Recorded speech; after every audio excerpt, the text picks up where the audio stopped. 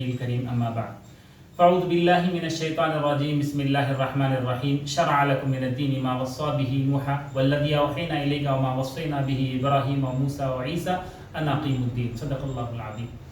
معزز ناظرین اکرام اور رفقاء اکرام، آئیے جانیں ہم اقامت دین کی معنویت اور اس کے بنیادی اصول. اسلامی اصطلاحات میں اس وقت خاص طور پر 3 اصطلاحات مخالفت کا نشانہ ہے. ان میں سے ایک اقامت دین ہے.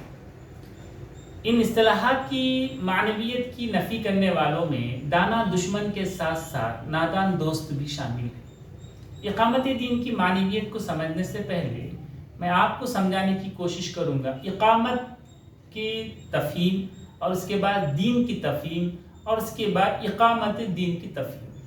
سب سے پہلے اقامت کا لفظ 2 حیثیت سے استعمال ہوتا ہے. اقامت کا لفظ جب کسی ٹھوس یا مادی یا جسمانی چیز کے لیے بولا جاتا ہے تو اس کے معنی ہوتے ہیں سیدھا کرنے کے. قرآن مجید میں سورہ کہف میں اللہ تعالیٰ فرماتا ہے یرید ان ینقض فاقام، دیوار گر رہی تھی اس کو سیدھا کر دیا، کھڑا کر دیا. اور جب اقامت کا لفظ معنوی چیزوں کے لیے بولا جاتا ہے تو اس سے مراد اس چیز کی محض تبلیغ کرنا نہیں، بلکہ اس پر کما حق عمل کرنا اور اسے عملاً نافذ کرنا ہے اور اسے رواج بھی دینا ہے. لہذا اقامت کا مطلب سمجھنے کے لیے اقامت دین کو اقامت الصلاح پر قیاس کر سکتے ہیں. اقیم الصلاح کی تلقین قرآن میں کئی بار آئی ہے، نماز قائم کرو، تو اس سے مراد صرف نماز کی دعوت و تبلیغ ہی نہیں، بلکہ نماز کو اس کے تمام شرائط کے ساتھ نہ صرف خود ادا کریں بلکہ ایسا انتظام کریں کہ وہ اہل ایمان میں باقاعدگی کے ساتھ رائج ہو. مثلا مسجدیں ہوں، نماز باجماعت ادا کی جائے، وقت کی پابندی ہو.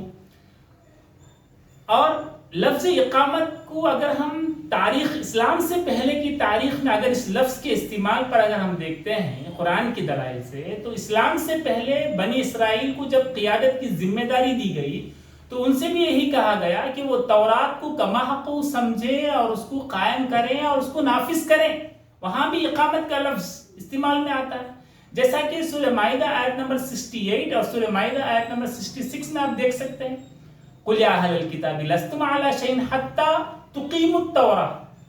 اسی طرح سے وَلَوْ أَنَّهُمْ أَقَامُوا التَّوْرَاةَ. آئیے اب ہم اقامت کے لفظ کو سمجھنے کے بعد لفظ دین کو سمجھنے کی کوشش کریں. لفظ دین قرآن مجید میں تقریباً 25 مرتبہ استعمال میں آیا ہے. دین کے بنیادی معنوں میں غالباً 7 مقامات پر اس کا استعمال ہوا ہے. ان الدین عند اللہ الاسلام. دین سے کیا مراد ہے؟ دین سے مراد وہ دین حق ہے جسے اللہ نے تمام انبیاء کے ذریعے مختلف ملکوں میں بھیجتا رہا، اور آخری وہ مکمل صورت میں تمام انسانوں کے لیے محمد صلی اللہ علیہ وسلم کے ذریعے سے نازل فرمایا. اور اللہ کے نزدیک مقبول ترین دین اسلام ہے. ان الدین عند اللہ الاسلام. مولانا مودودی رحمہ اللہ کی کتاب ہے 4 بنیادی اصطلاحات، جس میں الہ، رب، دین، عبادت. اس میں دین کے 4 معنی بیان کیے. ان میں جو معنی اقامت دین کی اصطلاح سے مناسبت رکھتا ہے وہ یہ ہے کہ زندگی گزارنے کا طریقہ. قرآن مجید سے بھی ہمیں معلوم ہوتا ہے کہ دین میں زندگی گزارنے کے سارے پہلو شامل ہیں، اور یہ بات مسلمان پہلے سے ہی تسلیم کرتے ہیں. دین انسان کے ظاہر و باطن اور زندگی کے تمام انفرادی و اجتماعی گوشوں پر محیط ہے، چاہے عقائد ہو، چاہے عبادات ہو، چاہے اخلاق ہو، چاہے معیشت ہو، چاہے معاشرت ہو، چاہے وہ سیاست ہی کیوں نہ ہو. الغرض انسانی زندگی کا کوئی شعبہ دین سے خارج نہیں ہے. اس دین کی اقامت کا مطلب کیا؟ اقامت دین کا مطلب کیا؟ اب اس کو سمجھیں ہم. اقامت دین کا مطلب یہ ہے کہ اس دین کی مخلصانہ پیروی کی جائے اور انفرادی و اجتماعی تمام گوشوں میں اس طرح جاری و نافذ کیا جائے کہ فرد کا ارتقاء، معاشرے کی تعمیر اور ریاست کی تشکیل سب کچھ اسی دین کے مطابق اور موافق ہو.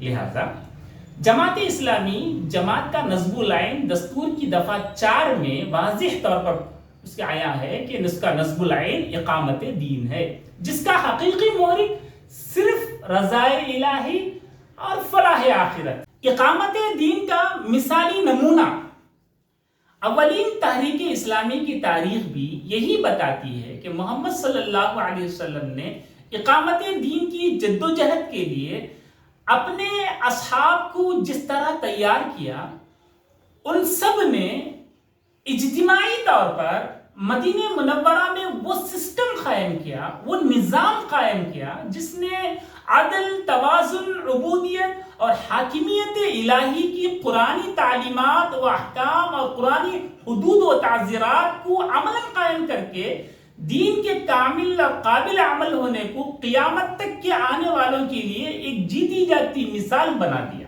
بالفاظ دیگر، اقامت دین کا مفہوم اسلامی عبادات کے ساتھ ساتھ دین کی معاشرتی، معاشی اور سیاسی نظام کو زمین پر نافذ کرنا ہے۔ معزز رفقاء اکرام، اقامت دین کے تصور میں یہ بات فطری طور پر شامل ہے کہ نہ صرف عبادات اور معاملات بلکہ سیاسی اقتدار اور نفاذ قانون کے بغیر دین کے قیام کا عمل ممکن نہیں ہو سکتا، سوچ بھی نہیں سکتے ہم۔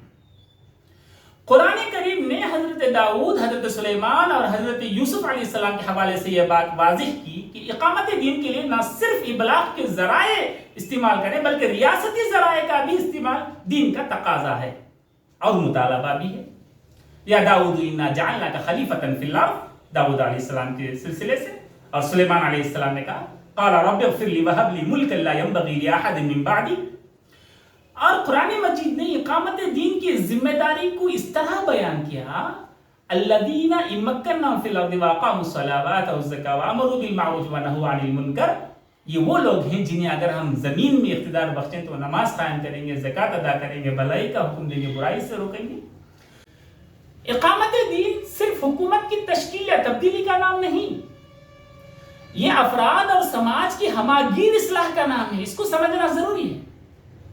یقیناً ریاست کی تشکیل کا ہدف بھی اسی میں شامل ہے، مگر ساتھ ساتھ جب اسلام کی دعوت لوگوں کے سامنے پیش کی جائے گی، لوگ اس کے قائل ہوں گے اور ان کے ذہن اور اخلاق اور رویے دین سے ہم آہنگ ہوں گے تو اس کے نتیجے میں مثالی اسلامی معاشرے کے قیام کے لیے راہ ہموار ہوگی، اور رائے عامہ کی تربیت کے نتیجے میں ریاست اسلامی کا رنگ، مطلب جو ہے اسلامی ریاست کا رنگ اختیار کرے گی۔ تو لہٰذا یہ اہم باتیں رہیں کہ اقامت دین کی معنویت اور اس کے اصول میں دیکھیے کہ اقامت دین کی جو بنیادی اصول ہیں، تقوی کے پابند بنے، تقوی اپنی آخری سانس تک باقی رہے، یا ایھا الذین آمنوا اتقوا اللہ حق تقاتہ ولا تموتن الا وانتم مسلمون۔ اور دوسری اہم چیز اقامت دین کے لیے ضروری ہے کہ وہ جماعتی اتحاد ہو، واعتصموا بحبل اللہ جميعا ولا تفرقوا۔ اور تیسری بنیاد یہ ہے کہ اپنی ذات کی اصلاح کے ساتھ ساتھ خیر اور معروف کی طرف دوسروں کو بلائیں اور منکرات سے خود باز آئیں اور دوسروں کو روکنے کی کوشش کریں۔ کنتم خیر امۃ اخرجت للناس تأمرون بالمعروف وتنہون عن المنکر۔ حضرات، یہ مختصراً میں آپ کو بتانے کی کوشش کیا کہ اقامت دین کی معنویت کیا ہوتی ہے اور اس کے بنیادی اصول کیا ہوتے ہیں۔ اللہ تعالیٰ سے دعا ہے اللہ تعالیٰ ہم کو صحیح معنی میں سمجھنے کی توفیق نصیب فرمائے۔